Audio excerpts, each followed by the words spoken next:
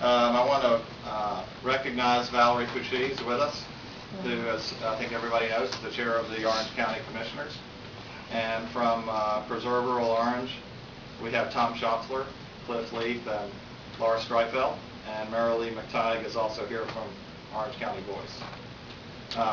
Today, the reason I asked you all to come is that we wanted to announce that I've decided to ask the Board of Governors not to create an airport authority to identify a replacement site for Horace Williams Airport.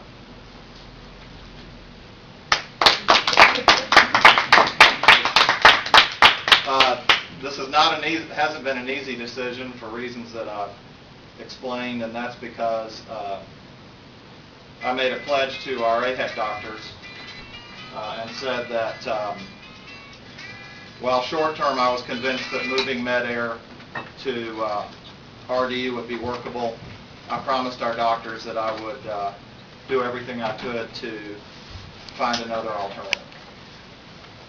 And at the time I thought that the airport authority, as it had been provided for in the legislation, would give us a way to do that. As I said publicly, the county had the zoning authority to provide the permits and the zoning that would be needed to site the airport, and Valerie and I and Commissioner Jacobs have been talking about that frequently, and we were working together on collaborating on identifying who we would put on the authority, and that would put the development authority in the hands not of the university but of a public body, the county commissioners, and they would be able to have their own public process. But over time, in the last few months and the last few weeks in particular, I've come to the conclusion that the authority would not be able to accomplish that because there's just too much distrust, not necessarily of the authority because it hasn't been named, but because of the way in which the authority came to be. And I fear that that distrust would extend to the authority, even with the best efforts of Orange County and the other local governments and members of the authority that I'm sure would be conscientious representatives. So with that in mind, I did what is the hardest part of this decision, and I think what has been the hardest hurdle on the whole thing with this airport, which is to call the AHEC doctors and tell them that I've decided not to do this. And those that I spoke with are supportive.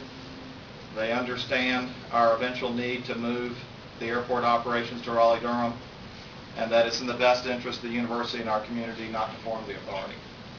And I'd say the doctors range from being totally supportive to being supportive but also disappointed.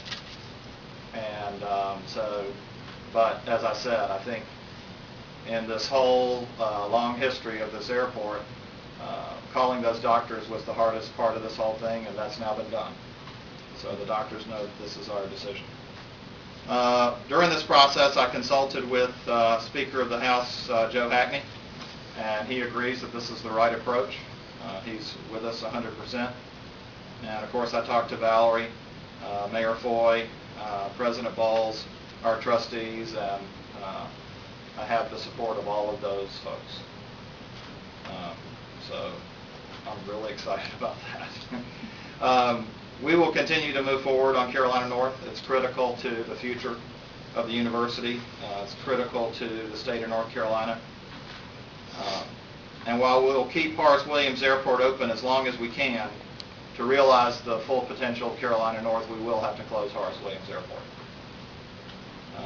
When that happens, we still, as I said, we still need an airport, and it's essential for our AHEC program, but we have an acceptable option, and that's Raleigh-Durham Airport.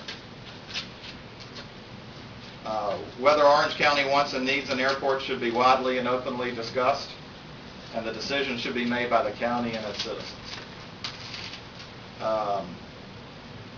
That's the end of my prepared statement, and I'd be happy to take any of your questions.